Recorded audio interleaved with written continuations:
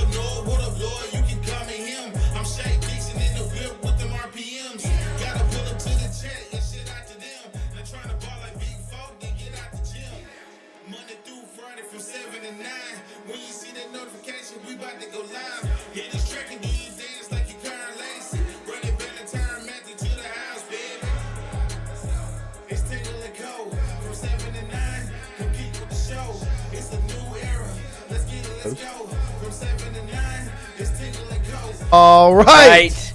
Welcome in here on this Wednesday morning as we have a full studio this morning to talk to all of you. We appreciate everybody joining us here to get their day started. Lloyd, Christian, Jonathan, good morning to you all. How are we doing? A plus. A plus? D's. D's, okay. D's nuts? No, with a C. Oh, nice. Like decent. D's. D's. D's nuts. gonna It change- sets up for that. I'm going to change it my does. grade It to a does. C minus immediately. Just ruined my morning. Yeah. Really, guys? Just kidding, Chrissy. We appreciate everybody getting in here and hanging out with us here on this Wednesday morning as we are in Western Kentucky week, huh? That's Focus right. on football. Hilltoppers. Last Nothing time they else played. going on. Litter Fredette, 150. There you go. TJ Finley. Oh, yes. He's Went not there. He did go there. What, last season he was there? It's tough to put your finger on TJ Finley, whereas Like I said. he was at Tulane for a little bit. Yep. Just throw a dart at a map. Yep, he just drove Roy. Packed up and left. We will have Jacques Doucet join us at 8:15 a.m. this morning to talk some LSU football, the LSU coaching search, the coaching carousel that is out there now as it is beginning to heat up after James Franklin obviously took the Virginia Tech job earlier this week. And with that, I feel like it's moved the timelines up, right? When the first coaching hire gets made, does it put pressure on everyone else to kind of step up and make their hire? And so I feel like the craziness of this week started there and only got crazier with some of the other things that went on, with that being like the Kiffin family around Gainesville and Baton Rouge. Did you know Yes. that Lane Kiffin even had a brother? Not until I watched the E60. Yeah. Oh, I didn't watch all of it. Though that was when I first found out he had a brother. Had no clue before that. Knew about Monty, obviously. Knew Rest in peace. Monty Lane, and then That's it. I mean, I knew about Lane's family. Yeah, right. But The divorce, right, the wife, right. the daughter, But I did not know about the other the brother. daughter, What's his name? and the son. Who? Oh, shoot. Jucifer? Was it Charlie? Lane Kiffin's brother, Chris. Chris. Kiffin. Chris. Oh, I was Chris kinda- Kiffin. Chris Yeah, Kiffin. Chris Kiffin, nice to meet you. I was hoping for something more. I don't know. He's an American football coach. He's older. No, younger. Younger, yes. He's the younger brother. He's a defensive analyst on staff. Yep, defensive line recruiting coordinator for defense. His 7th year at Ole Miss. How long has Lane been there? Lane got there in, his first season was 2020. The year after. So he was just already hanging around LSU. Ole Miss? Looks like he was already there prior. But yeah, no, Lane does have a brother. Have you seen, and I don't know, I'll ask everybody in the chat if they've seen it. If you haven't, go check it out. Tyrann Mathieu's podcast. Uh-huh. And the bite looks really good, first off. But it's nice to hear from the LSU legend. And he put out, or there was a clip from his show the other day. Our guy, Garrett Nussmeier enthusiast, at Tiger718_ on Twitter, screen recorded, posted, of Tyrann talking about the LSU head coaching spot. Obviously, Tyrann says, it's a little far-fetched, but he would love the job. But then goes on to talk about what you should be looking for when you're hiring a head football coach at LSU. And I just think it's always good whenever you have the opportunity to hear from guys like Tyrann Mathieu. You should hear from guys like Tyrann Mathieu. Yes. Right? And so in that clip, I think I put it in the document. Is it there? You can hear from Tyrann Mathieu talking about this LSU head coaching job, asking for his name to be put in the hat, but ultimately what's best for LSU. LSU. I would love to be the next head coach. It's probably a little far-fetched, but it might be a little far-fetched, but it's not out the ordinary. I mean, but I would advise them to find somebody that loves this program. Right. Find somebody that's willing to lose sleep because we're not good or we're not successful. You know what I mean? And on the side note is, let's rip LSU. I would love to be the next head.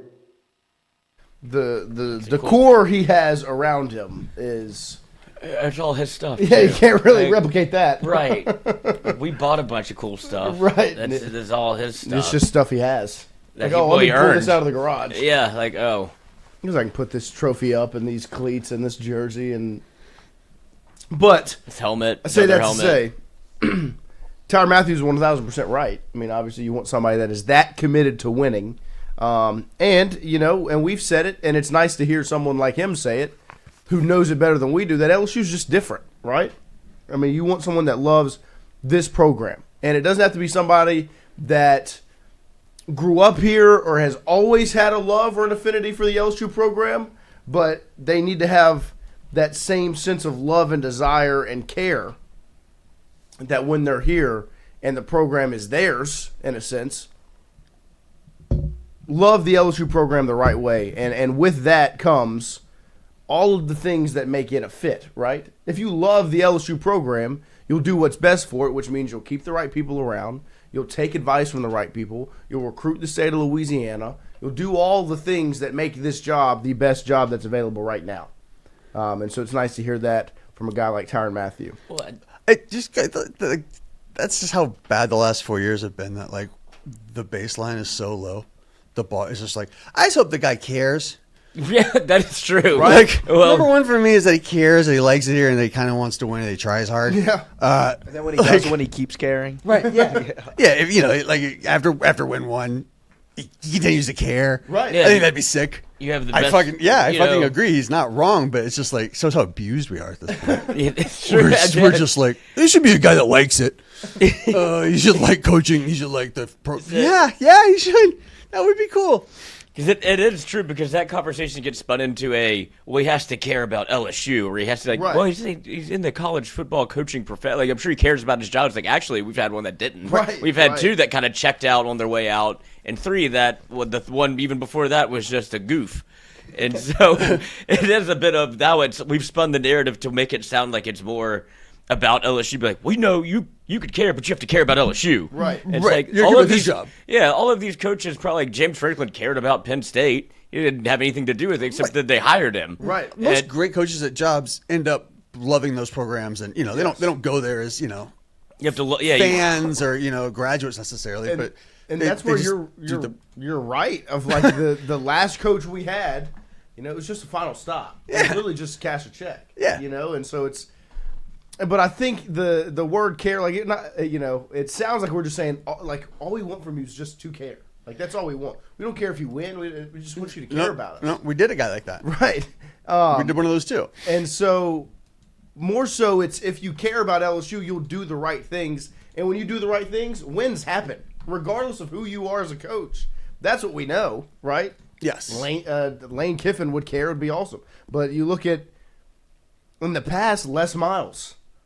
He did the right thing. He cared about the program, did the right things. And with that, regardless of how good of a coach he is, they won a national championship. They played for another one. Coach O. Now, he had a couple things that went his way, like going and identifying Joe Burrow and bringing him in. But if you care and you do the right things for LSU, a lot of times, in turn, that leads to good football teams, right? And so where the position LSU's in now, it's just like, if you care about LSU, you'll do the right things to put LSU in a successful position, which means keep guys that care about the program around, right? Don't come here and fire Corey Raymond and get rid of Austin Thomas don't do that. Recruit the state of Louisiana. Don't spread your wings across to Minnesota and Las Vegas, Nevada, and all the Carolina. You've got so much talent in Louisiana, Texas, Georgia. Just through that stretch, but you're in a great spot. So if you care about winning at LSU, you'll do all those things, right? Yep. Is the easiest job in America if you let it be. If you let it be. I think that's part of it too, is we all look at LSU and go, this is the blueprint. This is how you do it. And then, like you said, it was somebody that came in and absolutely did not listen. Right. Right. There's a reason that people or coaches like Les Miles and Ned Orgeron can win national championships here. Like the blueprint is the blueprint. And that's why I think people, when you say care, you're like, you have to care about it. But it's almost like LSU wants it done a specific way. Whoever you bring, it's like, well, actually, these are some things that you have to do for it to work here. And so that becomes a part of the conversation. And I don't know if that makes the job less attractive to some people. Like, that's where... It shouldn't. Right, but some people want to, like, okay, I'm going to come and take a job at Do it LSU. their own way. Yeah, like, well, I have a blueprint too. Right. And it's like, well, no, this is the one that works here. This is the way that we've always done it. And, like, I agree with what LSU does because it's the way that it works, because Louisiana is uniquely different than any other state in America. Right. It just is. And when you do it the right way and you have to placate to kind of the people here in a way that isn't very hard, but we can smell you pretty quickly. Yeah. Like, we're not smart, but we're not dumb. No, It was from the street second smart. BK came in at the halftime of the basketball game and faked the Southern accent. Yeah, everybody's like, this Everyone is a was just disaster. like, what the fuck is this? We're like dogs. We can smell yeah, danger. everyone's just like, this feels gross. Yeah, I don't And like everyone this. tried to talk ourselves into it for it varied for different you people. can even But yeah, that's very much a thing. But I mean, like, if I'm a head coach, right, and I'm looking at this job, I'm saying, okay, I have to do 4 things, right, their way. But then everything else you can make your own. You can do all this other stuff, but it's like, yeah, you do have to respect probably 4 little points of this job in order for it to work. Right. But then everything else is yours. It's not like we're telling you to do anything else beyond that, but it's some common sense stuff here that's like, Right, and I think that's do the this, biggest thing it'll with work, and then run with it. With BK was he did what he was initially asked to do when he got here, which was bring structure back, make this a real program adult. again. Get it back to where it needed to be. But he also made moves that were wrong, and getting rid of guys like Corey Raymond, like Blake Baker, like Austin Thomas. And the way I know those moves were wrong was because 2.5 years later they were hired back at LSU. In other news, as some of the players met with the media yesterday, Wilson Alexander got a good clip of Michael Van Buren talking about his future, his time at LSU, and what he's looking forward to. And, ultimately his answer, it talked about how much he loves the state of Louisiana, the city of Baton Rouge, and Louisiana State University. And I think that's an interesting point because there's a lot of conjecture about transfer portal. And, when the coaching change happens, what happens with the roster, the staff, and Michael Van Buren answered some of those questions as he is LSU's quarterback right now. And like I said, the most likely quarterback to stay on LSU's roster. But ultimately, that is a decision that comes down to him. Here is his answer on his future with LSU. Selfish nature, where does that come from? It just comes from my love for the game, my competitive nature of wanting to win. So that's really all it is. I guess a lot of people wonder about your decision because there's so much uncertainty, right?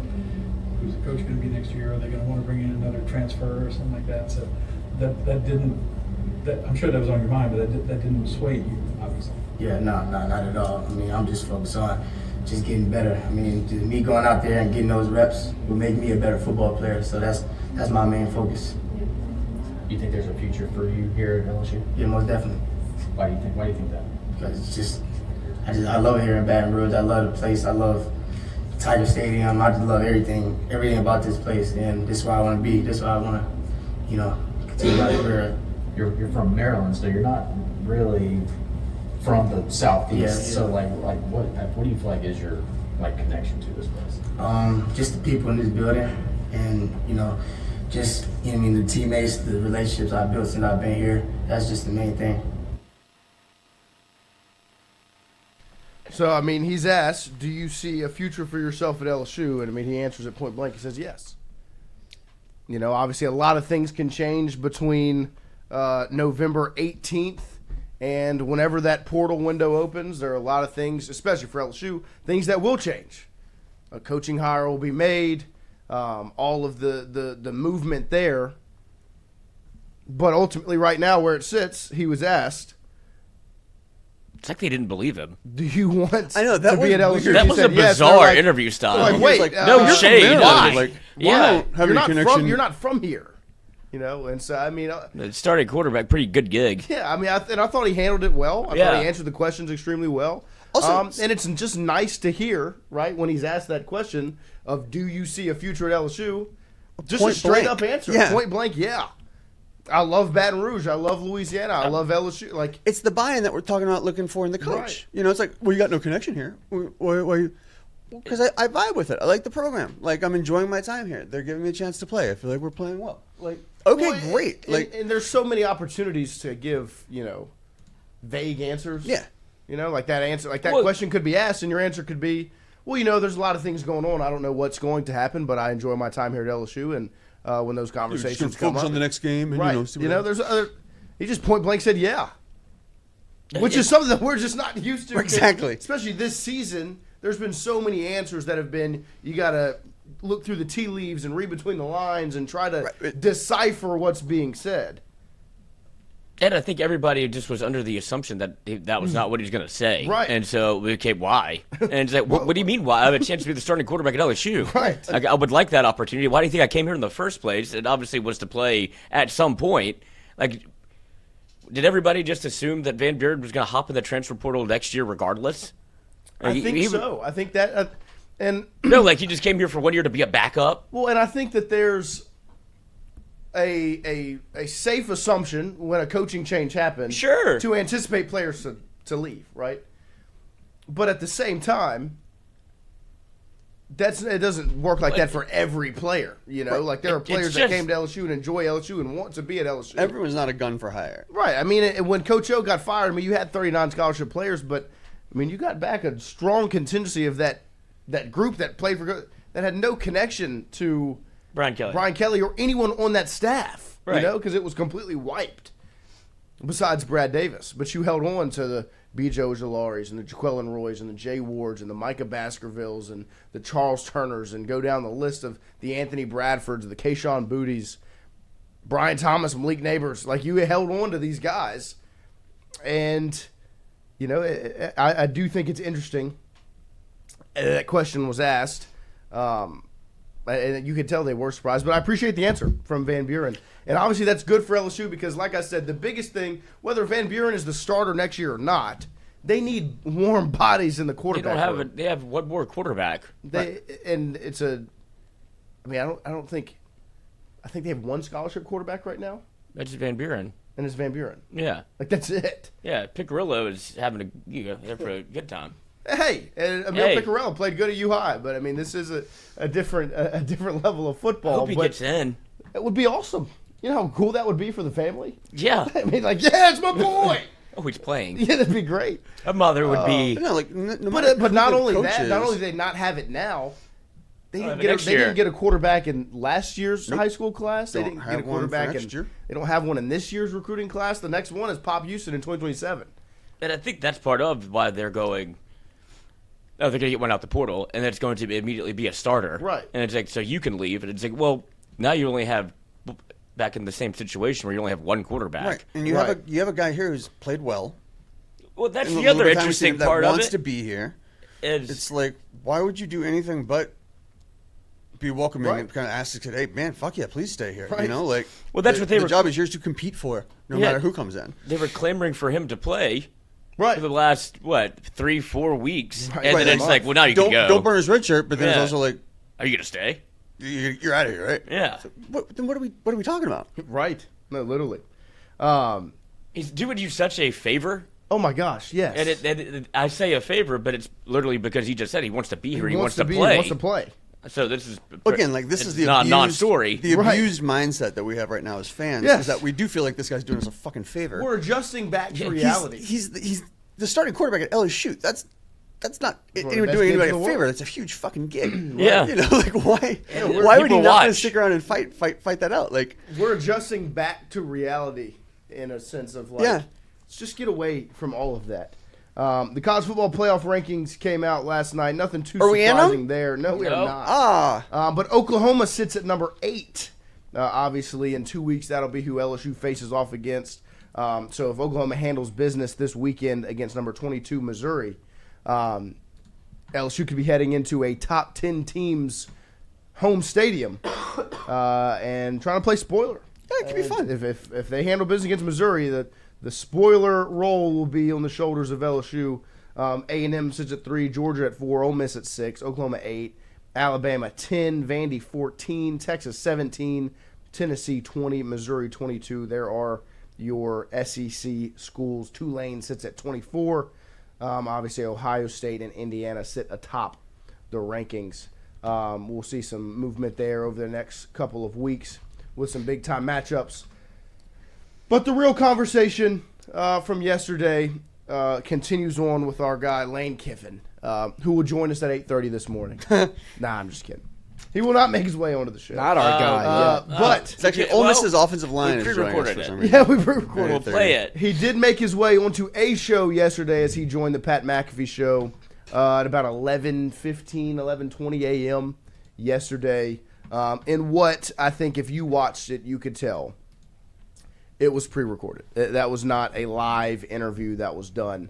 It doesn't matter. No, and at the same time, it still happened. And I don't think that it was done earlier this day. I think people anticipated something different than what it was going to be and what it was ultimately.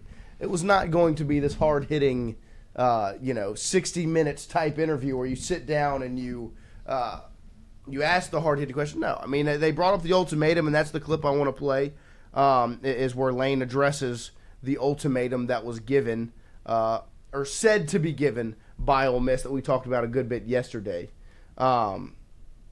And so here is Lane Kiffin on the Pat McAfee show discussing said ultimatum. That come with having success. You just talked about the past 3 years being an absolute juggernaut down there in the SEC for Ole Miss. All the success you've had in the past, your name is a topic of discussion everywhere, seemingly, and will be for the rest of your life. It's a good thing. I don't think it's a bad thing because it means that you're having success, which is why other people are certainly going to mention your name whenever jobs open up. But there's a rumor now circulating on the internet, and we appreciate you joining us here to maybe kind of clarify this. Was there like an ultimatum given to you in the middle of a season from Ole Miss? It feels like the way I'm reading it on the internet is that Ole Miss has told you, and you were doing yoga, I guess, this morning with the AD. Ole Miss has told you, like, we need an answer. Is that true? And how are you handling it all with the team with what's currently taking place? Yeah, that's absolutely not true. There's been no ultimatum, anything like that at all. And so I don't know where that came from, like a lot of stuff that comes out there. Like I said, man, we're having a blast. I love it here. I mean, our running back's sitting right over here. Come on over. And it just couldn't be better. Like I said, you pray for things. Our fans prayed for this type of thing, and now we're in the middle of it. So enjoy it. You're 10-1, you're getting ready, you got a bye week, you get to watch half the country lose, and there's no way we can lose Saturday. And then you play the Egg Bowl and go dominate that and keep that Egg Bowl trophy home where it's been for a long time. Great. No. So there is Lane Kiffin's answer on the question about the ultimatum. He says there was no ultimatum, but then continues on to talk about the good old days and that you're in them right now and enjoy them while you're here. Yeah. And so if I'm an Ole Miss fan listening to this, That was a I'm death sentence. pulling my hair out, freaking out. Like, no, just say the thing we need you to say that you're going to stay, right? You're not going to leave us. So would you rather be lied to? No, but at the same time, like, this is torture. Depends on Or who just you don't are. do the interview. That would be nice if you're just going to... He had to say something. I guess it's This true. is a little bit of damage control Of for an course. ultimatum where he's, I don't know if it's damage control for him or for Ole Miss, but it's Probably also Ole Miss. it's him taking the narrative back. Well, and I think in a sense, my biggest reasoning, because I think there was a discussion, I don't know if there was ultimately an ultimatum. There was a discussion where there's a timeline, right? But he has to go up there and say there's not. Would you sacrifice a national championship for just finding out your next coach? Like, if you just were like, all right, maybe he's leaving, but he's coaching. No. Like, there would be a storybook ending about it if you ride off into the sunset, you win a natty, and then he gets to leave. It's what I'm saying. Now, it would suck, right, if in 2003 Saban wins the national championship and then right after goes, peace out, I'm gone. Like, no more years after that. Or if Coach O after 19 He did. just like, Coach O did do that. I mean, yeah, basically. Yeah, I wish he would have left. It honestly would have been better. Yes. But it would suck, but at least you get the national championship out of it. Especially I just think Ole Miss. It's never right. I mean, In this situation, this is what Ole Miss. This is why you don't win. Right. In this situation, he has to go say there's no ultimatum because one, it's good, it protects Ole Miss, and two, he wants to coach through the playoff. Like regardless of if he's leaving or not, he wants to coach Ole Miss through this. Like you can tell, like he's not.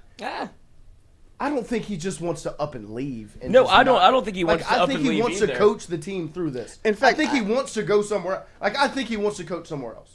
Like I think he knows he wants his cake and eat it too. This is the peak at Ole Miss, right? Let's see what happens. Like he does. And he wants to go somewhere where that's the standard, right? For Ole Miss, this is the peak at LSU.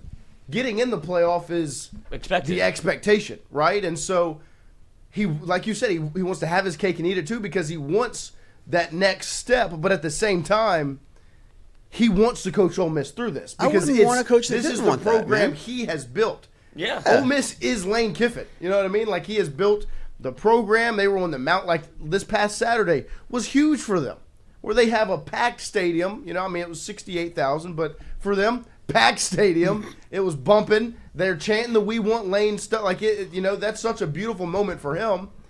He's built Ole Miss up. He wants to, in a sense, do right by Ole Miss to finish it through.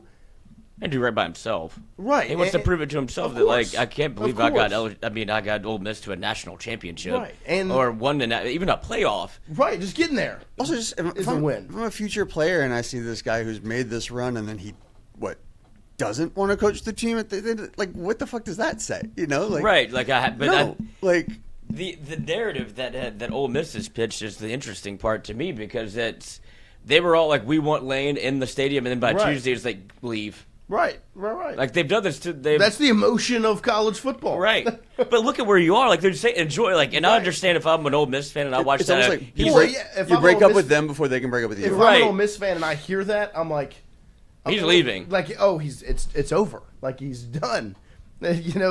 It's like whenever you try to have a serious conversation with your significant other and they go, let's just enjoy tonight. Let's just have a good night. You're like talking about wedding plans. Right. It's like, okay, we're done. Yeah. Like you're coming to my sister's wedding in 3 months, right? This might be the last time I see you. Yeah. And so as an Ole So Miss worried fan, about that. hearing that sucks, but he's not wrong. Like, just enjoy what you got. Like, just have fun.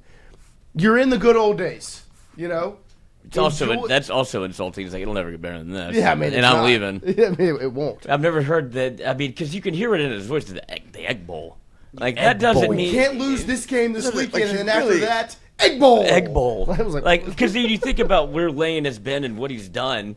And it's like we're talking about an egg bowl. I mean, it really is Like, the the name shittiest of- rivalry. No, it's a great. No, it's a great. No, I like the, but the game but is the so name bad. of it and all of like it's just like It's a this. blowout. It's not. Their games are always close. No, but not this year and not last year. Just you wait this year. I think it's gonna be a good one. I mean, yeah, with the. But I think it's more so the title of it. You think he throws the egg bowl on purpose to make the breakup plan? I'm just kidding. I think I'm joking. That's a yeah. completely like fucking genuinely. I think like he wants to yes see this through here. Like he wants to. The guy's got an ego on him, Right, Like, and so he like wants to fucking do this. I understand Ole Miss's standpoint of, okay, you know what?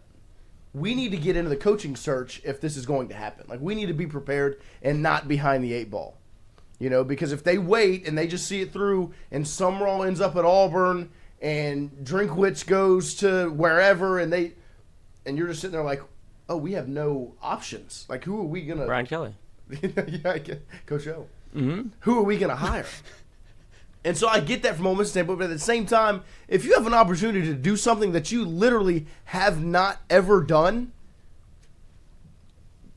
do that. Enjoy it. Just do it. It's supposed to be fun right now. Do what's necessary. Right. So, yeah, don't worry about the fact that, you know, is this not forever? You don't want to say that's forever? How do we fucking have fun with it? Right, let's just have fun right now. Because if you watch that, he's gone. Like it looks like I watched that. If I'm an Ole Miss fan and my takeaway is he's not coaching here Also, next year. just knowing that guy and his past, with the way he's handled jobs, right? The way he's kind of hopped from here to there to whatever. He's not going to be there forever. It's only a matter of time. Even if it's not this season, it's going to be 1 or 2 seasons from now when another job opens up and he feels like, ugh, okay, I've had fun here. So, I mean, like, he's not your Bear Bryant. Right. No, I mean, I think it's just very interesting, the dynamic of it all. But I think if you're LSU, and ultimately that's where our perspective stands, none of this is bad for you, you know? And so I'm not going to feel too bad for the Ole Miss fans because I, for one, hate Ole Miss. If you're LSU, this is great for you. You know, like I said it yesterday, the timeline is the best thing that could have happened for LSU. Is that it changes from, okay, you might have to sit through January and see what happens with Lane before you can even really take a shot at him or find out, to, okay, now there's a timeline around his decision at Ole Miss.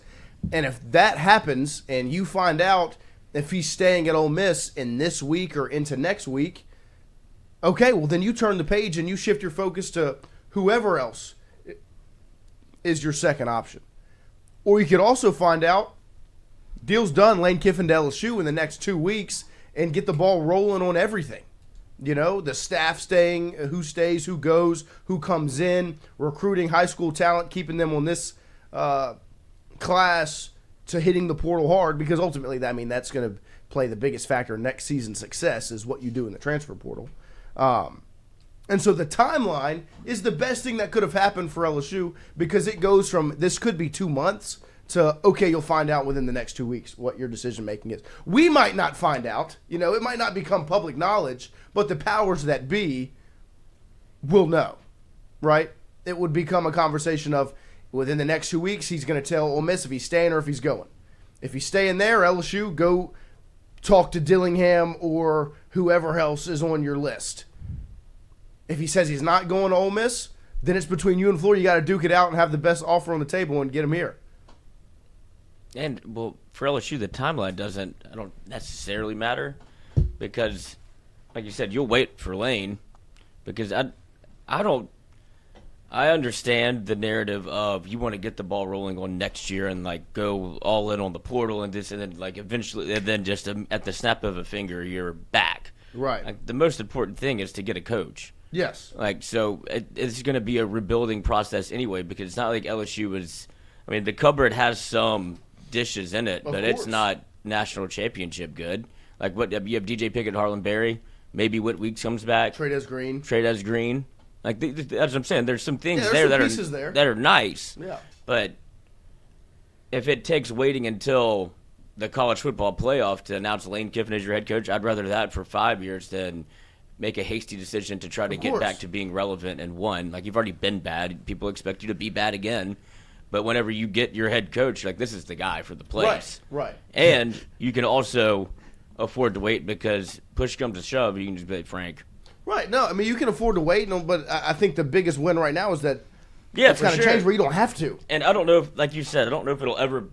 They could play this thing out where they do make it. They have a meeting and a decision is made. Right. And then you don't know until after the college football playoff. I think there's a really good chance. Because I think what happens. Yeah. No, I think that's how it will go down. Like, I don't think it's going to be as public facing as all of this has been.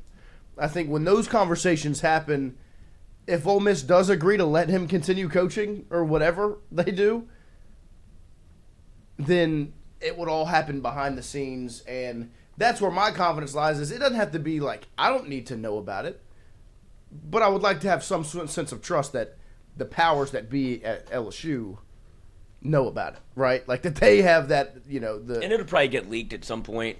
Yeah, I mean, those things happen. Like, I mean, because that's the other part. Do you even just announce it and say, yes, he's the deal. He's agreed to a deal in principle with whomever. And it's like, but he's finishing the year out. And if you're LSU, do you let him do that? If you're Florida, do you let him do that? If you're Ole Miss, do you want him to do that? And I think Ole Miss does. It's so it's best for them. Is like, okay, at least we know. We can announce it. The players know. Right. I would imagine everybody, because of the place that you're in, the spot that you're in for competing for a national championship, that you could very much win. Right. Like, I don't think Ole Miss is one of the teams that go, oh, they're in the playoff. It's like, damn, they've kind of been one of the more impressive teams. Like, they've won games that they normally don't. They're good, and they could definitely compete for a national championship. And so I think that would make, if that's the whole point of this thing, I don't think you have players opt out. You don't have Lane Kiffin not coaching his hardest or being distracted. It's, let's do this thing, let's do it right, and let's see what we can win. Well, then it's all right. Like, y'all are welcome. I think that dynamic's changed in the sport now. Like, well, it's just changed like this week with Ole Miss. Well, no, I'm just saying from the perspective of, like, if a coach takes a new job, it's not, like, I'm a player, I'm hurt. Like, I love Ole Miss. No, they committed to Lane Kiffin, and so if Lane Kiffin says he's taking this next gig, their thought's going to be, take me with you. Yeah, let's go. It's audition. And so, like, I think that I don't know how messy it would get. But I will ask the question to the chat and everyone in here, because this is where naturally my brain went, this morning after the conversation yesterday, because obviously LSU's all in on Kiffin, going after him to be the guy. If he says no,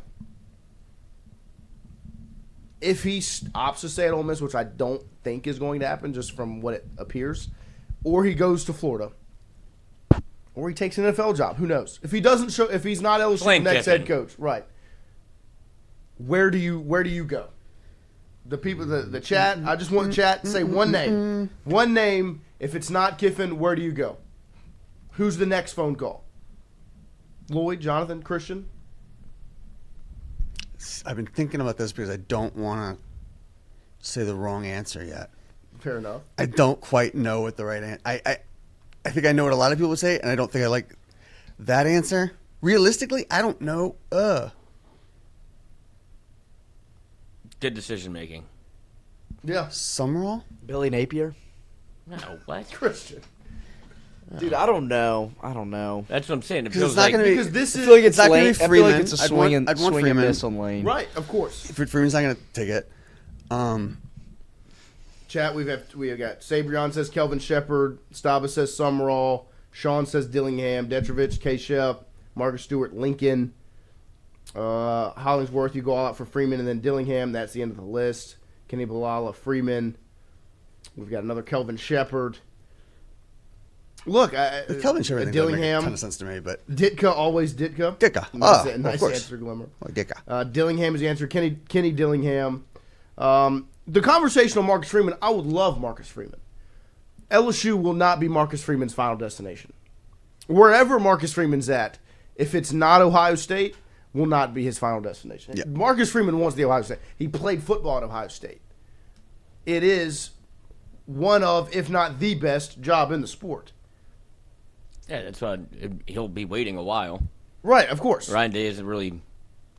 I mean, he was on the. He was on the hot seat. He won the Natty. He's in the right, and spot they're now. the number one team in the country again. And so it's not like that's a job that will come open in the next year, 2 years. But in the next 4, 5, yeah. 6, 7, Christian. Noah. Potentially, And so I would love Marcus Freeman. I think Dillingham is the most.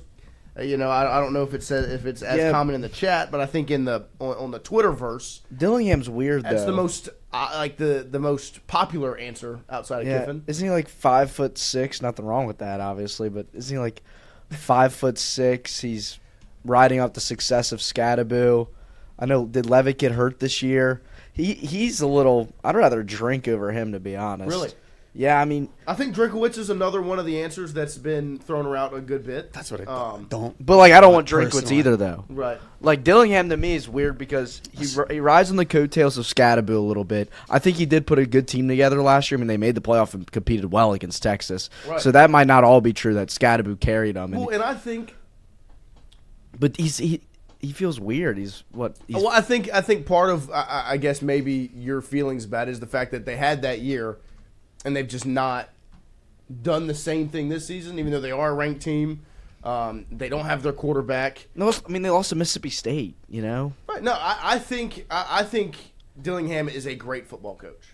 The biggest thing with Dillingham is he's an Arizona State guy. Yeah. And so what would it take to get him here? Ultimately that becomes the conversation. Like, is it just is it the contract? Is the money? But I do think with Dillingham, he's a really good football coach. I would not be upset if he is the next choice and he takes the job. I would not be upset whatsoever. What would you say to throwing all the money in the world at Lincoln Riley? No, his teams are soft as baby shit. I'm just throwing names out. No, right? I appreciate it. I wasn't the biggest Lincoln Riley guy in 21, and I'm probably lesser of that now. I mean, after the rumors came out that he wanted to cancel the LSU game, I think you just have to back. He's soft. I would rather. Just because there aren't a lot of names is the thing. Yeah, Brandon Hollingsworth. Dillingham is the football version of Jay Johnson, size, state, and all. Yeah, look, I don't. He's 35. He's young. He's motivated. That's why I like Dillingham. Now, there's not this resume behind him that has. He's gonna give a shit. He's a national champion. He's done all these things. No, he doesn't have that. You went and got that guy. You hired the resume last time. When you went and got Brian Kelly, you hired based off the resume. I think a lot of people are kind of away from that set of thinking, even though I think there is still a sense of you should still go get the big name guy. I think if you can go get a sitting head football coach that's made a college football playoff and is motivated the way he is, coaches the way he does. My favorite clip of Kenny Dillingham is, he said, I don't know numbers. I know names. I don't know the numbers of my I know their names. Personally, every single one. That is, talk about care. That's care. When you know every single player on your roster by their name and not just their number. I just don't understand the thought that he would leave. I agree with you. He's from there, went there, coached there. This is his dream job, and he's doing a good. I don't understand that he's not good at this. 11-3 and 7-3. If he wants to build a program at 35, he could be there for 30 years, and eventually he could build that thing into being a winner if this is the track that he's already on. Right. And he does have that intensity. He has that single-mindedness. He would be a phenomenal hire. I just don't think he's leaving. Yeah. There's certain circumstances around the college football coaching world where they're just no. No, I think the game has changed. If you find your spot that you can be successful in and you care about it the way he cares about Arizona State or Clark Lee cares about Vanderbilt in a way that only they will care about that place, and they will only care about that place that way. I think it is a real conversation. That's why I do think that there's a real conversation of it being Frank Wilson. If it's not, I think that there's a way that you can give him all the resources in the world. I hate playing the coordinator game. I do, where you have to go. Right. Oh, just get the best offensive coordinator. It's like, well, good luck with that's so easy. Well, and I think because I was asked the question yesterday, if it's not Kiffin, what is it? I said ultimately in my mind, if they don't get Kiffin, it's going to be Frank. Like that's where my brain is. And I'm not saying it's the right or wrong move, but I'm just saying in my thought process, if it's not Kiffin, if they're going all in on Kiffin and he goes NFL, Florida, Ole Miss, something other than LSU, they would go Frank Wilson. Like that just ultimately, because I think the most appealing part about that is, one, you've got the guy that cares, right? He's a leader. He checks the box of every box you want checked. Knows how to recruit, knows everything about the state. Like checks all those boxes. On top of that, you don't have to pay him $13 million. You can put that in the roster. You don't have to pay him $10 million. You don't have to pay him what? You can get your governors $5-6 million with incentive-based stuff. And he would sign that deal. He's the only person in the country that would sign that deal. And you can spend some of that money on, one, the roster, two, coordinators, because that is, if you hire Frank Wilson, that's ultimately what that means. Like you just said. You got to go get the best coordinators money can buy. Well, and you don't have to replace anybody in your staff. Right. It's Corey Raymond's staying. Austin Thomas is staying. You would hope Blake Baker stays, depending on what other jobs come open. But then it's just, you have to get in, I would imagine it would be a tough conversation with a offensive line coach, but then you have to go get probably a wide receivers coach and probably an offensive coordinator, most definitely an offensive coordinator. Yes. Why would you give it to Frank over Blake Baker if we're going to be hiring for staff? I think that would be head coach in waiting. Yeah, I think Baker would be kind of next in line. I think the biggest reason is the fact that Frank's the interim right now. But he's been an unsuccessful head coach. So you hire within two times in a row? It feels like we're doing this. Well, no, I mean that's what we just did this a couple of years ago, and it feels like it 100% feels like and we're going to be right back in the spot in a couple of years. I don't know. I mean, I love Frank Wilson. I hope he stays here forever. Right. I don't know if that's the guy to lead the program into the future that we want. SW, I don't think Frank is the backup option unless 3 or 4 guys. No, I'm not saying Frank is the backup, but I'm saying you could very easily end up there, right? If Kiffin doesn't answer, depending on the timeline there, if a couple other guys opt for something else, says no, then you could very easily end up there. And I'm not saying it's the right or wrong move. I'm just saying it's very possible that you end up there. Because realistically, it's probably what's on the list, I would imagine, is Summerall, but he's already been courted very heavily by Auburn and now Ole Miss. Right. And then you have Drinkowitz at Missouri that's been rumored to be talked to. These are just coaches that you're looking around going, and then who else is really absolutely somebody that you go, like, I wouldn't pay for Lincoln Riley to come over here. No, I think there's... I don't think Dillingham's leaving. You're not getting Clark Lee. He's not leaving. Like, they're building something that is uniquely theirs. Right. That's why Lane Kiffin's name is so hot, because he's left 5 times before. Right. Well, there's no, like, as much as there's an attachment to Ole Miss, there's not really that much of an attachment. There's not the same type of attachment. And it's just, that's why... Ultimately, I have no idea what he's going to do, right? Nobody can read Lane Kiffin's mind. But it's the first time, and it's the reason why I believe LSU probably, while it was made with haste, it probably was one of the, if you make a list of pros and cons, it was definitely one of those, like, now we can start. Right. Like, if we get rid of him now, yes, like it'll be the first time that there's an opportunity for Lane Kiffin to come to LSU. It actually is, like, everything is lined up for that to happen. I mean, and I think that's the reason why, 1, the timing of the move, and 2, you make the move. I think if you feel confident you can get Lane, that's why you do it. Now, I think there were obviously other factors that played in it, like what happened against Texas A&M, 1,000% played a factor. I mean, when you see the stadium empty out like that and get overtaken, it's a bad look, right? And it definitely played a factor. I think the biggest thing was it was just between Florida and Ole Miss for a long time. Ever since Florida got rid of Billy, it was Florida Ole Miss. Like, Florida made it obvious they wanted Lane. It was Florida Ole Miss fighting for Lane. And then an earthquake happened, and it was the LSU job opening up. It was the worst thing that could have happened for Florida. Mm-hmm. And probably it's a pretty bad thing to happen for Ole Miss as well. And so I think LSU made the move with that's what we said on the Monday after, right? We sat right here, said Lane.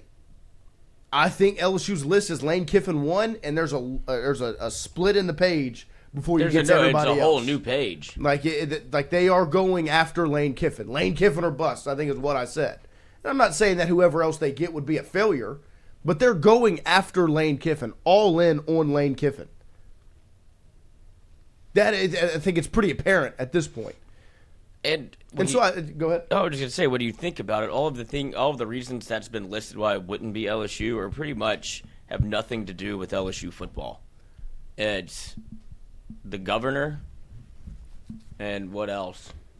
Why would he go there? It's like, well, I know that LSU fans feel a sense of we're better than, the job is fantastic, right? But I think that's not just LSU fans, that's nationally. The only real problem has been the governor and what he said about a contract that it's already come out, they're paying whatever we want. Right. Like, the buyout, that's not a problem. So all these things that have been confounded to be problems at LSU football are not problems. And so then it becomes, why not say yes? Yeah, no, I agree. And I think I think the most interesting part to me, and the reason why my thought process was it could very easily swing towards Frank, is who's on that list between ultimately Kiffin to Frank Wilson. Who is on the list between there? Dillingham? Not going to come. I just don't think so. Would probably come. Let's see, who else? Summerall. Brent Key, Summerall. Summerall. I think Summerall would come, but it would depend on the timeline of it all. But then you lose Blake Baker. Right. Which you might lose anyways. Right. Brent Key. What did he say the other day? If you cut me open, you can see what colors I bleed. It's a Georgia Tech guy. What's the North Texas guy's name? Yeah, but there is gold in there. Eric Morris. Eric Morris. I think there's been a lot of conversation about him. You have the guy from Alex Golish from USF. His name has come up around there. Are all those names between? Are there any NFL guys that we're not thinking of? No. I wouldn't think I would be. When was the last time that worked? NFL to college? Yeah. Harbaugh? Yeah. Okay. I think that's it. It's possible. Lane. Yeah, no, it is possible. It's better to go from NFL to college than college to NFL. Yeah. I think the interesting about Harbaugh was he went from college to NFL, back to college, back to the NFL. You know what I mean? He was at Stanford, was really good at Stanford, went to San Francisco, good 49ers teams, comes back to Michigan, builds it, wins. Right. That's just the guy that coach anywhere. Gets out of there, And so, Braum, I think, is another guy, another name that comes up. Yeah, none of that does anything for me. Like I said, if it's not Lane, I would love to see Eric Morris come here just because I think he has all the potential in the world. Yep. But it'd be LSU's first time taking a stab at a first time kind of making the jump from a lower echelon into the big boys. And I don't think you're out. I don't think you're out of that realm anymore. That's what I'm saying. If you get told no, then that's what you start. You got to start thinking. It's either you start thinking of it differently. He's gone 5-7, 6-7. Now they're 9-1. Yeah, Kiffin, Drinkwitz, Summerall, Golish, Braum, says Mark Cumby. Some words, some Braum. Brandon Hollingsworth, not thinking Dillingworth would come is crazy. This is LSU. He's at Arizona State. I don't care where he's from. Dude has to beg for money there. Brian Burgess, no way Arizona State would meet any offer from LSU. I don't. Leandre, it might be Billy Napier or Coach Hill. Co-head coaches. It's a very interesting spot, and I think the biggest thing that you're focused on right now is Lane Kiffin. It's Lane Kiffin right now, and there's a long break in the page, like I said, before whoever option 2 is. That's a little scary. Right, and I think that's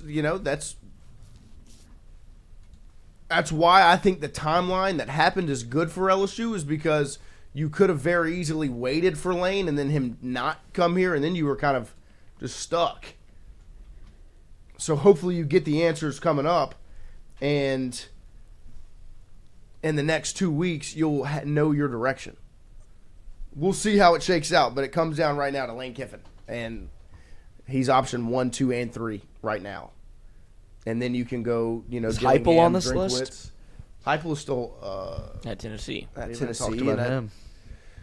I don't know. Heupel's an interesting one because I don't know if he doesn't view that move as lateral, as a Tennessee guy, you know. And I mean, Tennessee's got. I mean, they've got the NIL money. You know, they spent however much on Nico just for him to leave. I just don't understand what's happened at Tennessee to where he's fallen out of favor. I don't keep up with the program like that, so it feels very much like Tennessee wants to force him out, and I think it's because they think they can get Lane Kiffin. Yeah, I think a lot of things come down to Lane And it's Kiffin. like, why would you just went to the playoff with this man? He left you already, buddy. Yeah. Yeah, you remember the last time he showed up there was a riot. You got cheated on. And left him on the tarmac. Happens a lot to him. BurtBoy878, let's be the first to use an AI coach. Yes! I like this idea. With Saudi funding, let's get the Saudis on board, get Saudi funding. We get some Saudi princes. They come visit. We'll give them like 2 or 3 suites. Honestly, they can own the whole stadium. And we'll get we need like a better, more advanced chat GPT. Yeah. Dude, AI, but an AI coach would be... An AI coach Think is about it. You would helping save Saudi money on a Arabia's head coach. Sports wash. And you're like, well, human rights fire regime. the AI producer. Like, fire the AI system. West Shin, Ole Miss knows he's staying. Florida guaranteed he's buying houses in Gainesville. LSU said his heart is in BR. No one knows. Nobody knows. Hey, that's been my biggest point, is that right now you're sitting in a spot where it could go any direction. The best thing for LSU is the fact that you at least get some sense of answers in the next 2 weeks, and then you can go from there.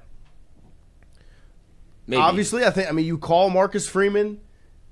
Verge has a relationship with him. His son, Jaden, is a DB for Freeman, was recruited by Freeman, signed to Freeman, plays for Freeman at Notre Dame. Could be Saban. You can make that phone call. I 1,000% make that phone call. I make the phone call to Dillingham. What if you Frankenstein Bear Bryant?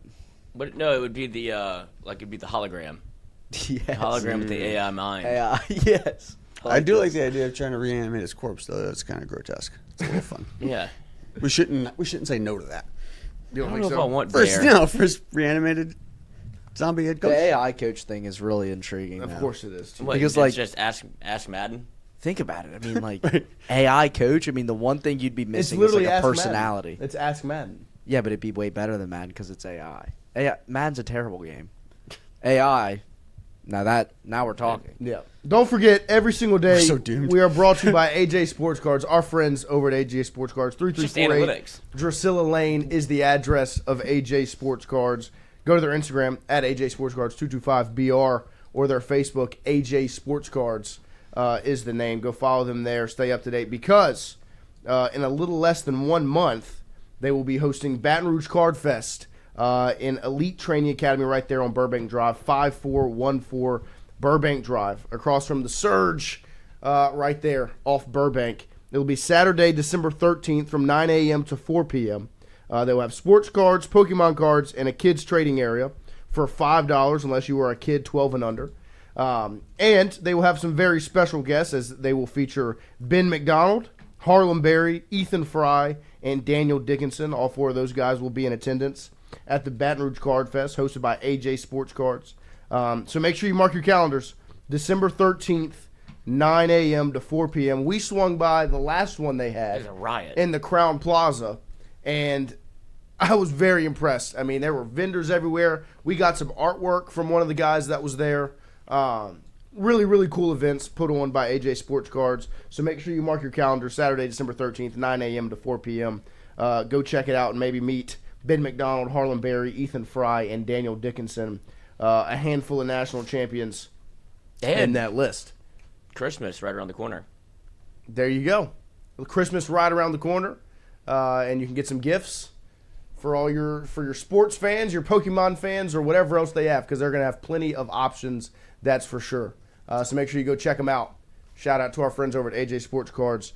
We have came right up on 8 a.m. this morning.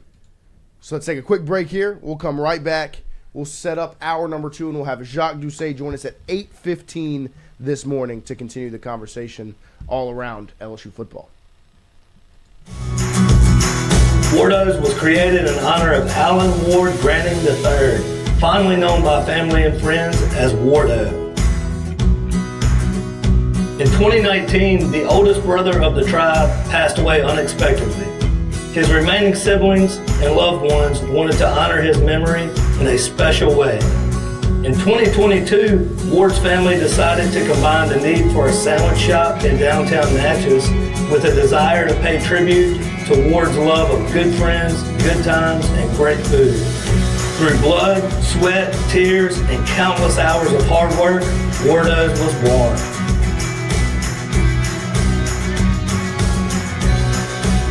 So go visit Wardo's today at 309 North Broadway Street in Natchez, where the po' boys are so good, you'll swear you're in Cajun country.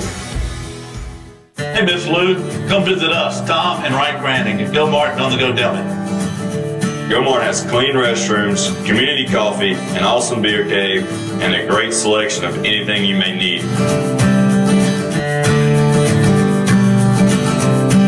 Located at the corner of Highland Boulevard and Highway 61 South in Natchez. Also stop by Wardo's Po' Boys at 309 North Broadway on the beautiful Natchez Bluff, where everyone is family.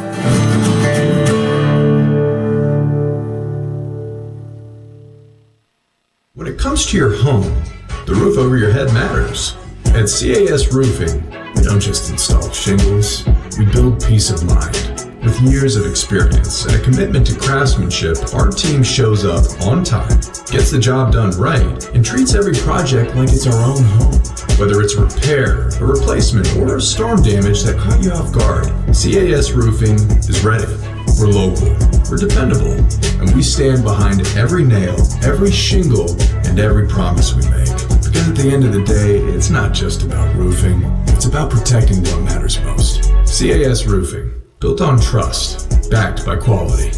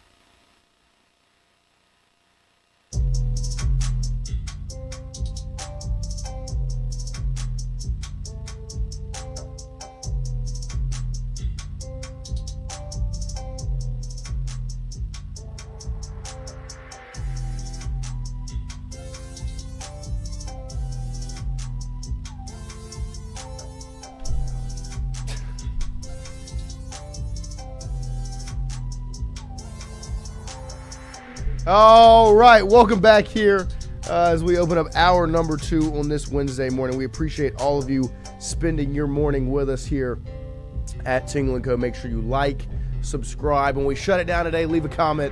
It helps the channel grow. We've appreciated all of the new subscribers we've added over the last couple of weeks and all this coaching search and discussion around it. We appreciate all of you supporting us every single morning and throughout the day. We would not be able to do this without you. LSU men's basketball had a game last night against Alcorn State. As Alcorn State men's team played in the PMAC last night. Tomorrow night, it'll be LSU women's basketball versus Alcorn State. I'm going to try to get Schwartzy in the studio tomorrow to continue the conversation there. Wasn't a pretty one last night. We're going to talk a little bit about LSU basketball for the next 10 minutes before we set up Jacques Doucet to get back to the football conversation. The start of that basketball game for LSU was rough. In the first half, they really stayed in it with free throws. I mean, outside of that, they did not shoot the ball extremely well. 23% from the field. They were 15 of 22 from the line, while Alcorn State only shot 1 free throw. LSU turned the ball over 6 times, got out-rebounded, gave up, 35 points to the Alcorn State bench. We're not as dominant in the paint as you would like. and they just don't turn teams over that much. And so really they came out in the first half of that basketball game and looked a little flat. It was the roughest start I've seen them have yet this season against an Alcorn State team that was 0-5, now 0-6, but was 0-5. LSU ultimately won 107-81 as they came out in the second half. Shot the ball a little bit better, got to the free throw line still, but started dominating on the boards. I mean, they won the rebound battle 23-7 in the second half. They scored 18 second chance points. They dominated in the interior, and they forced a handful of turnovers, and they just kind of were able to pull away at the end. But there's a couple of things with this team that I struggle to get overly confident in. And I would like to see much more growth throughout this month because in December, when they get that month kicked off, they have some real tough competition. I mean, they've got Omaha and Drake to close this season out, who are teams that have played in the tournament over the last recent years. But then you get into December and you play Boston College, Texas Tech, who's ranked, SMU. You play some tough competition and some Power 4 opponents to kick off that month. And right now, you've got some real growth you need to make if you're LSU. I mean, I think if you look overall last night, I like what I saw from Nwoko, 29 points, 12 of 15 from the field, 9 rebounds in just 20 minutes of play. Sutton and Thomas both with 16 points, shooting 5 of 9 and 6 of 12 from the field, but shot 2 of 9 from 3. Did not make the 3-point shot, but Sutton had 16 and 10 rebounds. Thomas had 16 points, 6 assists. And then just not too much from the bench. Jalen Reed, 8 points, 5 boards. Robert Miller, 9 points, 3 rebounds. Ultimately, it was the roughest game those guys have played. And on top of that, it was rough seeing what that PMAC looked like. I got a couple of pictures sent to me by people that went to the game. And I think about 30 minutes before tip-off, it was basically empty, that the PMAC was. And I do think these guys deserve a good crowd because I do see the potential. I see the vision with this team. But there are just a couple of things that got to be cleaned up. You cannot get beat on the boards, especially against an Alcorn State team. Now, they turned around the second half and dominated the glass, and that's good to see because that's now 2 games in a row you've had to turn it up in the second half against FIU and Alcorn State to really dominate and win. But if you can clean up on the glass, especially when you're as big and as strong as this team is, that's my biggest takeaway from this basketball team is they have the athleticism, the size, and the strength, right? They have those things to be able to compete, but you got to use it. It's not an advantage if you don't do it. You've got to block out. You have to be fundamentally sound in those ways and dominate on the glass. With the size LSU has on this team, they should be able to dominate on the boards, especially against a team like the Alcorn State team they played last night. Ultimately, they won the rebound battle by about 15 boards, but it was close on the offensive glass. And they gave up 56 points to Alcorn State's bench. There are a few things that need to be improved. You've got to be able to clean that up. You have to turn teams over. With as athletic as this team is, especially when DJ Thomas is not on the court, because that's my biggest knock. When he's not on the court, this is a completely different team, especially in the half-court offense. If they want to be able to compete when he's not on the court, you have to force turnovers. Because in half-court sets without him, people aren't as open. I was talking to the head coach at Central before our practice the other day after watching, I think, the UNO game. And he was like, it's crazy how much of a difference one player makes, right? How important a point guard is. When he's on the court, there's always someone open. When he's off the floor, it doesn't feel like there's anyone open. There's nobody there. You know, it's a tough look. And for me, if you're going to be successful in totality, but especially with him not on the court, you have got to force turnovers and get out in transition. The way you get in transition is you rebound the ball well defensively, get it out in the outlet, or you force turnovers. You're active in passing lanes. This team is athletic enough, especially against this level of competition, to do that.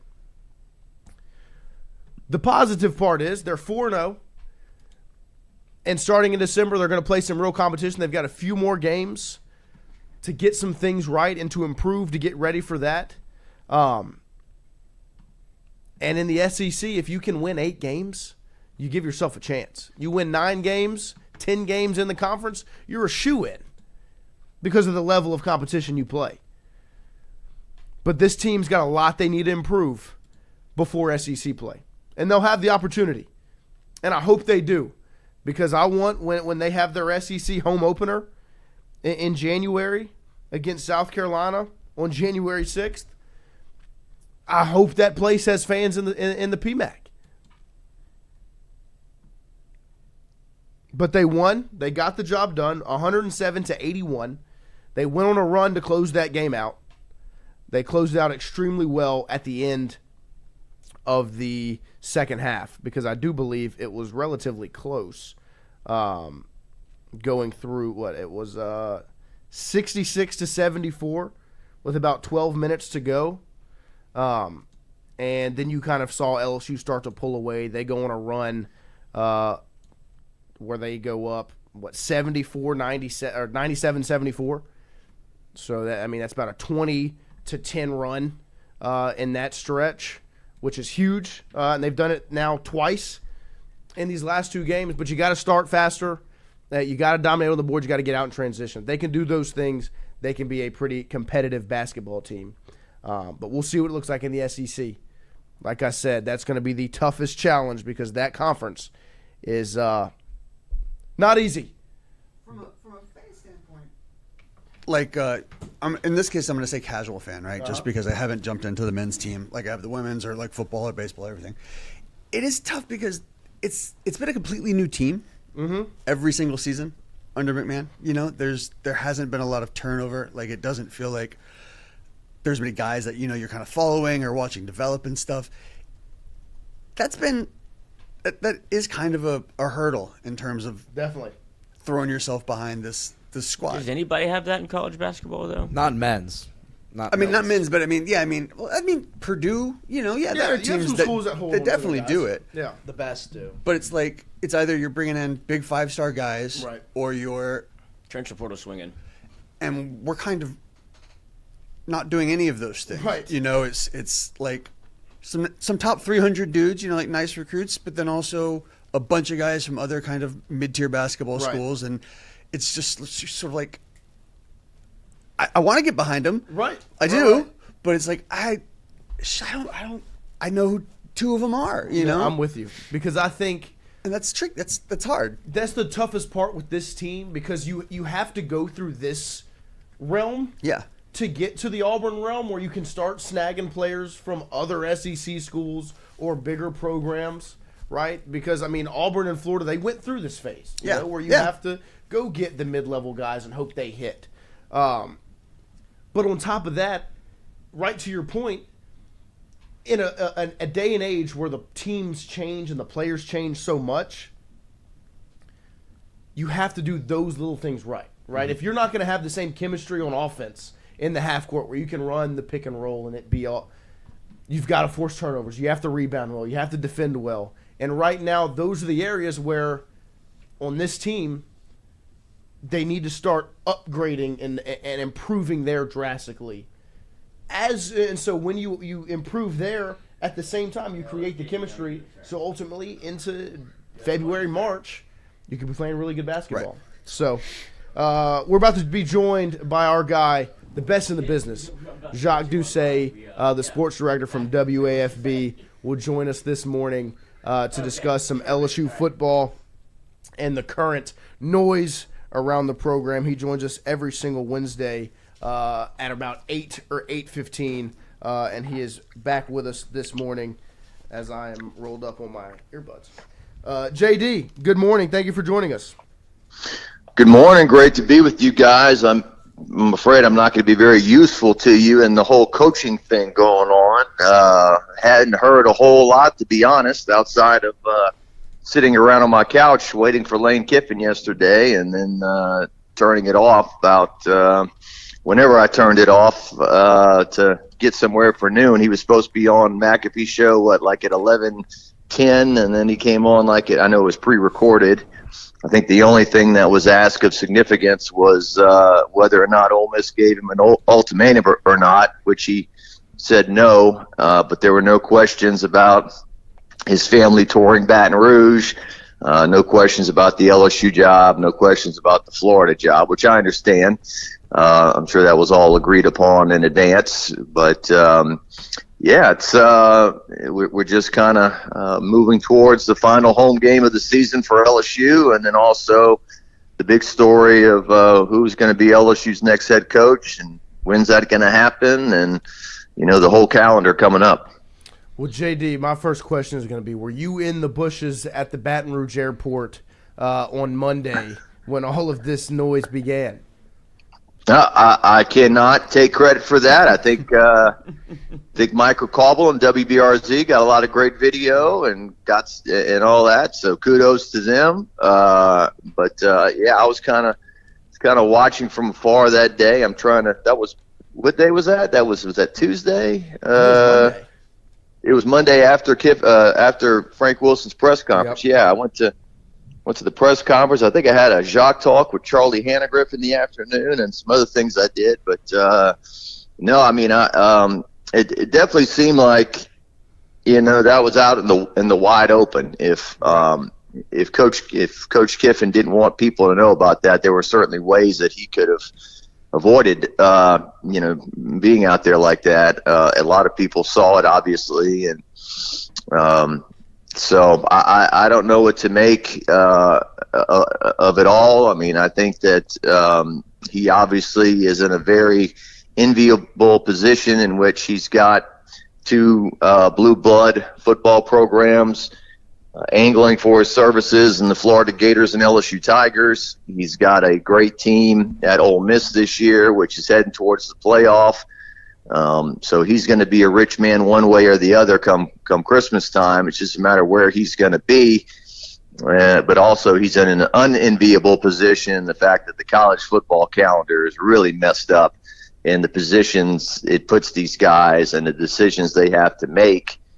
I mean, I remember when Brian Kelly got the job at LSU, and some people were griping about he left Notre Dame, a team that was like on the college football bubble. He had to. That's the way it works. There's no way he could have stayed, coached the team, and come to LSU later. So I'd like to see. I mean, I don't know how they're going to fix this, but you would like to see it more like the NFL model, where guys can coach their teams through the year, and then at the end of the year make a decision on if they're going to stay or go or what's going to happen. But and then also, everything has been accelerated, obviously, with schools firing coaches because of the fact that your signing day is coming up on December the 3rd. Mm-hmm. Your transfer portal opens on January the 2nd. So it's all about the players. You have to have the players to win, and these coaches have to be put in position to get these guys as soon as possible.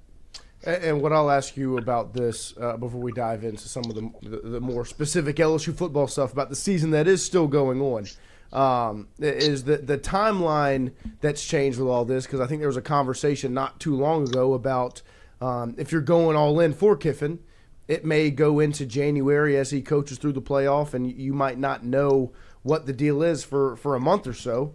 To now, it feels like that timeline's been accelerated a little bit with all this noise and the ultimatum or not ultimatum that Ole Miss has made.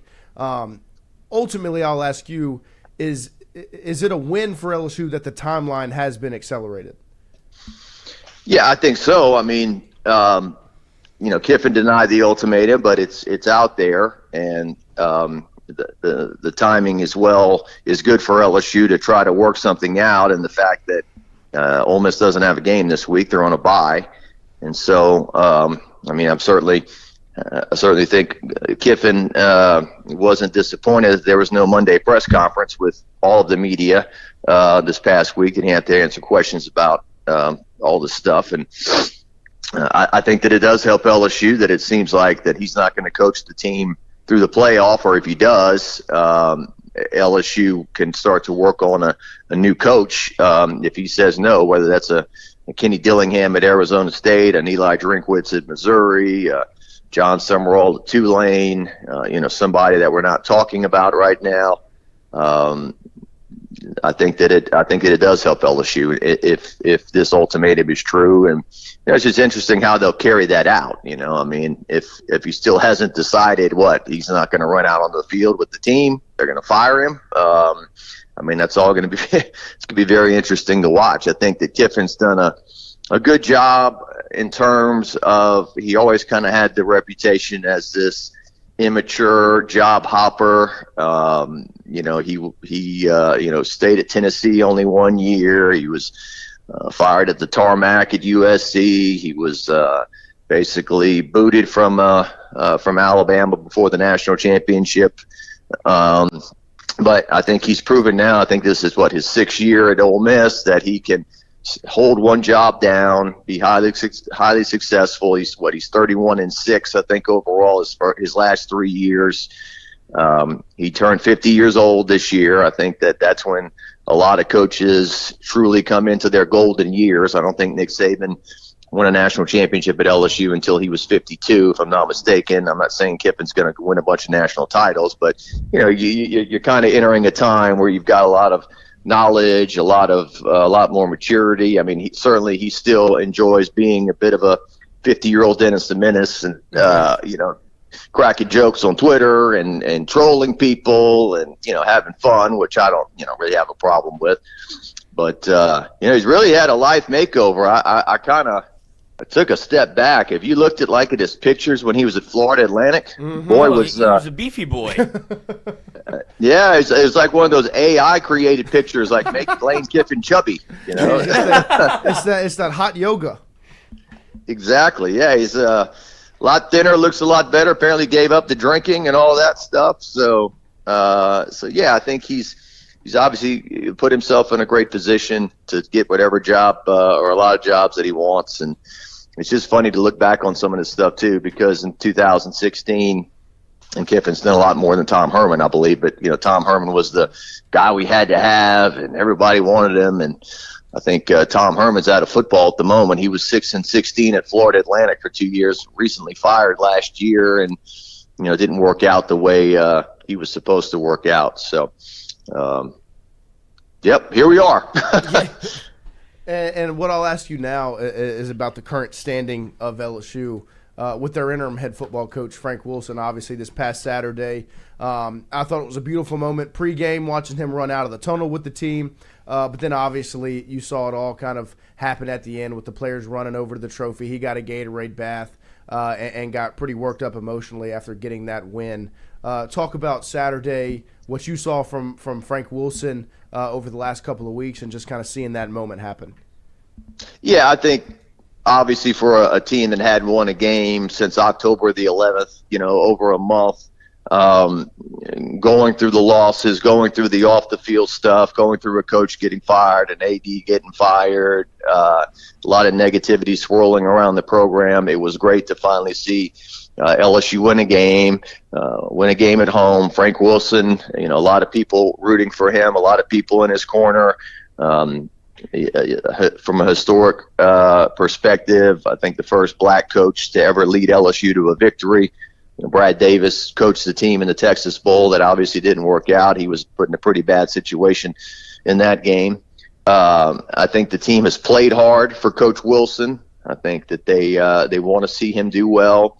And so that was all positive. The celebration on the field, like you said, winning the boot, seeing Virgil Osberry celebrate his first victory as the athletic director, seeing Frank Wilson celebrate with his family and whatnot. And then, not to be negative, but on the other side of things, it's like, well, a lot of people were grumpy when you beat Florida 20-10, South Carolina 20-10, and you got a 1-point victory over Arkansas, who could be the worst team in the SEC, who's lost now 8 games in a row, and this is the fewest amount of points they've given up a loss. In these 8 straight losses, LSU could only still scratch for 23. But, they did what they needed to do to win the game. I think Michael Van Buren did a nice economical job of distributing the football, not turning the football over. They found a bit of a running game to support him. The defense, as usual, played for the most part this year. The defense playing much better than the offense. Certainly the early on kind of Arkansas and unforced error. They pitch it and fumble it on their own. LSU gets it. That turns back points. Harold Perkins, an interception that sets up a field goal late in the first half. Monser Delane with the interception in the end zone to prevent points. That threw it right to him.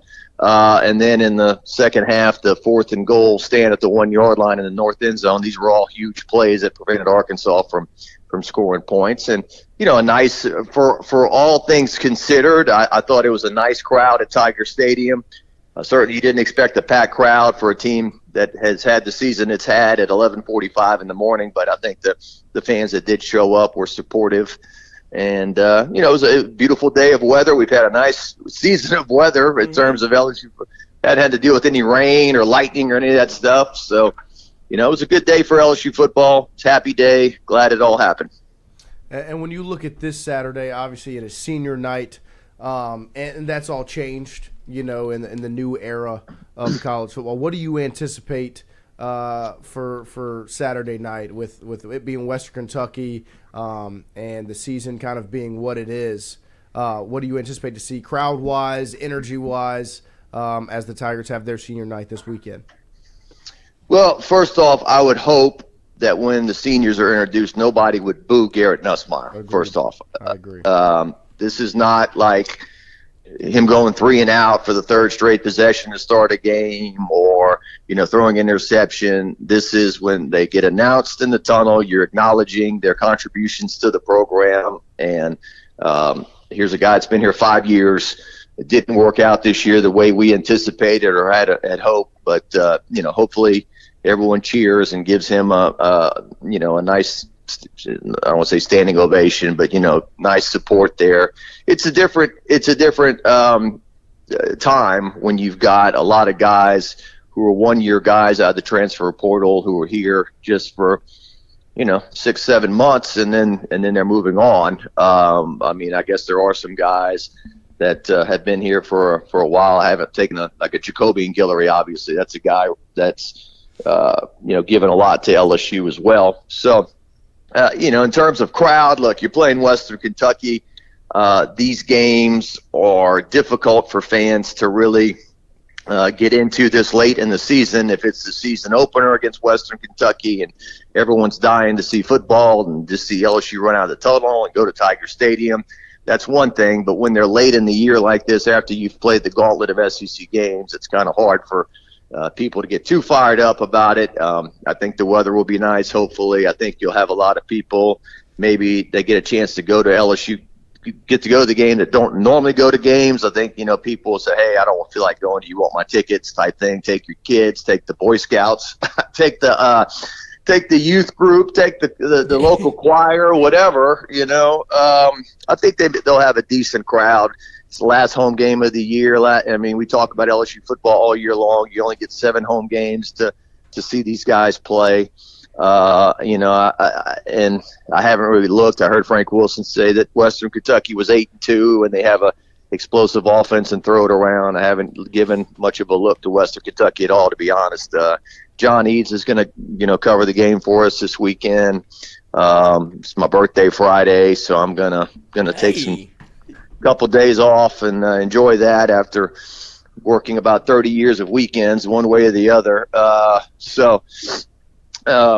gonna do that, but John will cover the game. So yeah, looking forward to I think at worst LSU is going to win 7 games this year. I don't know what bowl game that's going to put him in. I've seen scouts throughout the year from different bowl games. I saw one from the Gator Bowl in Tuscaloosa. LSU hasn't played in the Gator Bowl since 1987. Tommy Hodson and Wendell Davis teaming up in that one. We'll see. It was obviously memorable.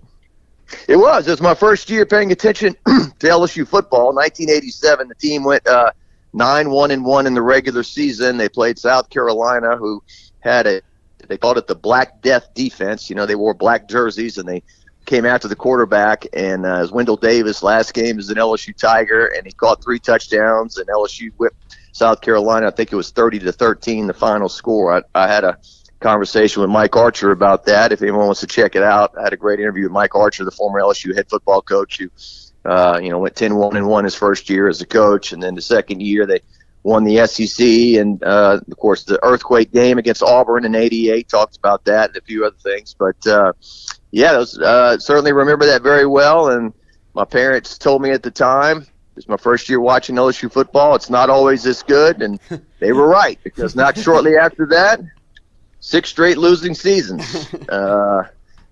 Mike Archer got fired, and then Curly Hallman came along, and it was bad to worse. I think Dan Barnett called it. He told me one time the '90s were a season of discontent, a long, hard winter before Nick Saban brought or Jerry DiNardo had 3 good years, and then Nick Saban, of course, changed it forever in the year 2000. So, and there are some people, well, at least some former players out there that are still. I joke with them. It's like believing in Santa Claus, and a few of them say they believe in Santa Claus, that Nick Saban would come and coach LSU. I think that has been put to bed by a lot of people, but until I see a coach at the podium, maybe you can believe in Santa Claus for a little bit longer. Everything is on the table. One thing that, speaking of former coaches, with it being Kinsel Kelly's senior night, do you think there's an opportunity for Brian Kelly to come back and maybe get a football from his old boy? Wow. You know what, man? Lloyd, you think of some good stuff, man. I wish I would have thought of that. I had been told that had made things kind of awkward. Obviously, I think. Well, there's another Kelly on the staff, right? There's 2 Kellys. There's a player, and then I don't know how that's going to go. That's an interesting conversation.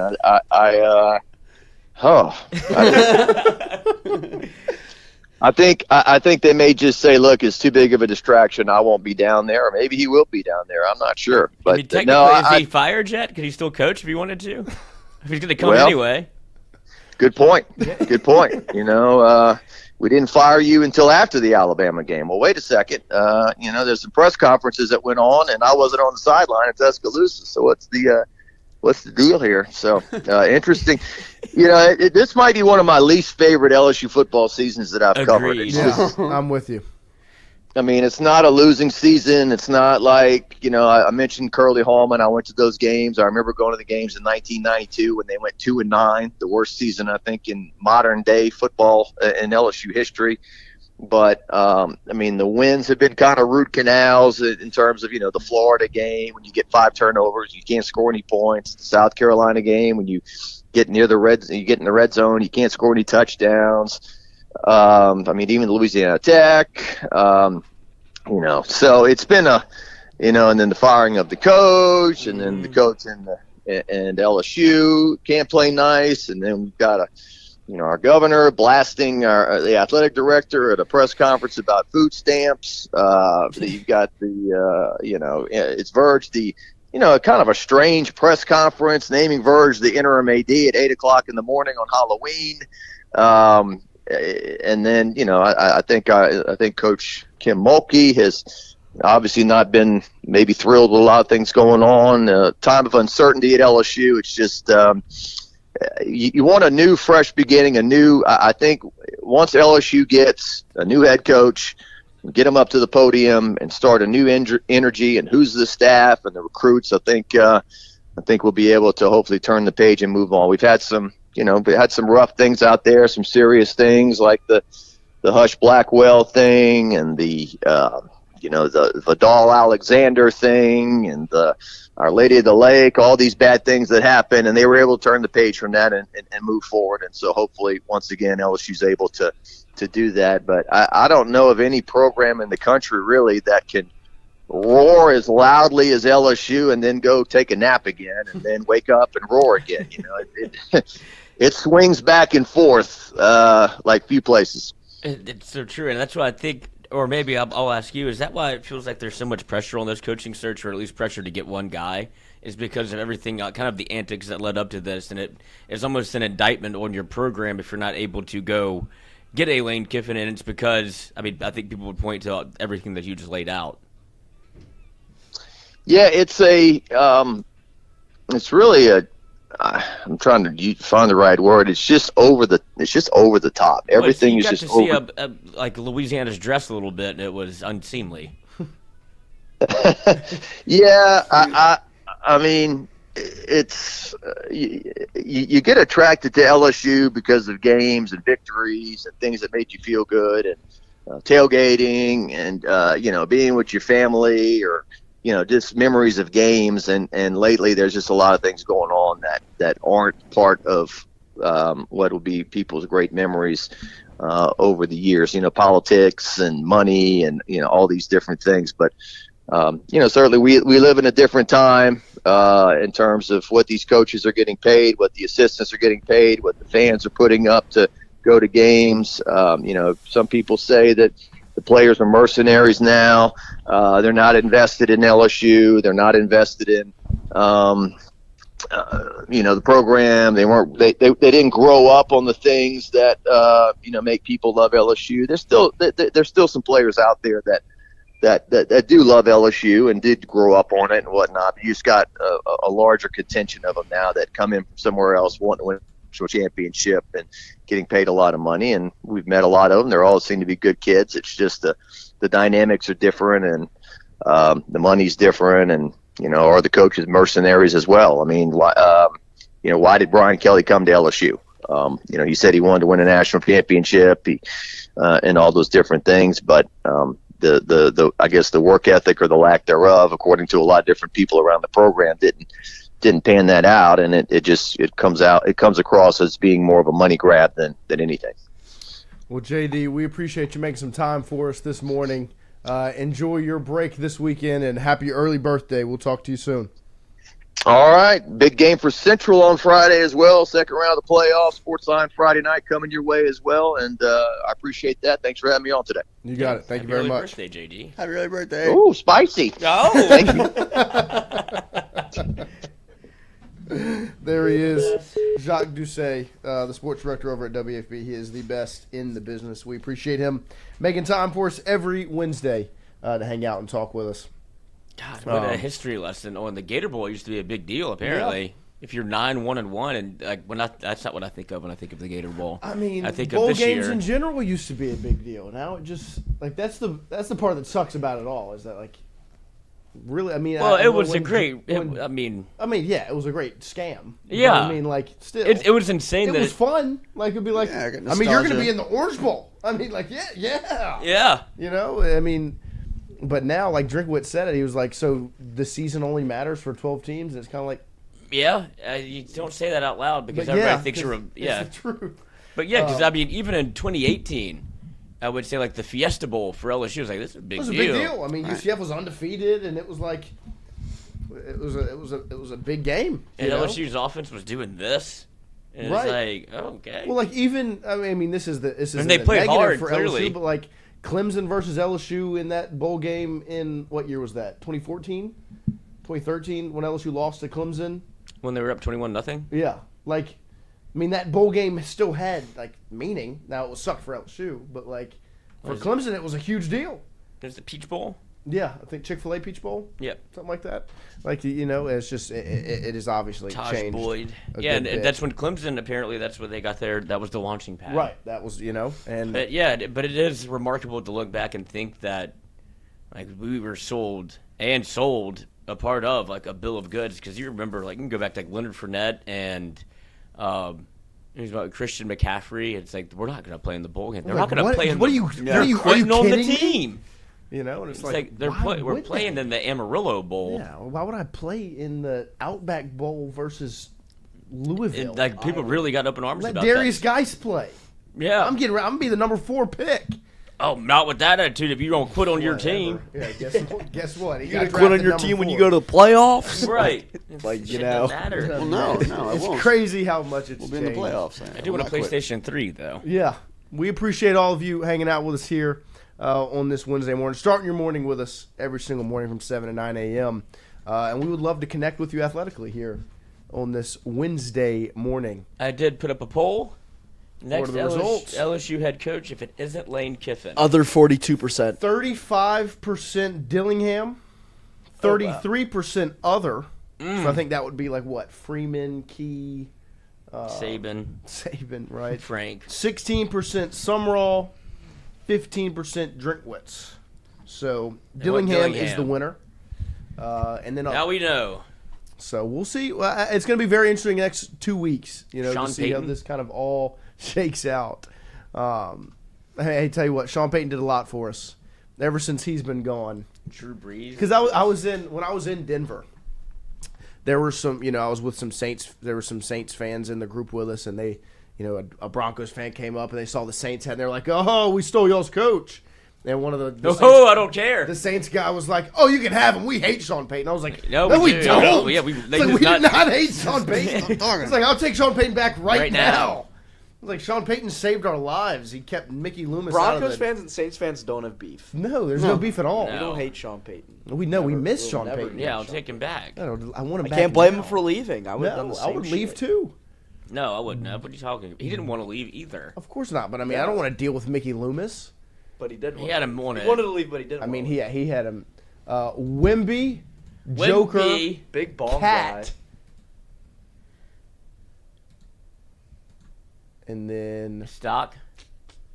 Book. D-Book. Nose clip. Some. That would be a hell of a nickname. That would be. Oh, and the three there from the nose clip. Let's see. It could be somebody.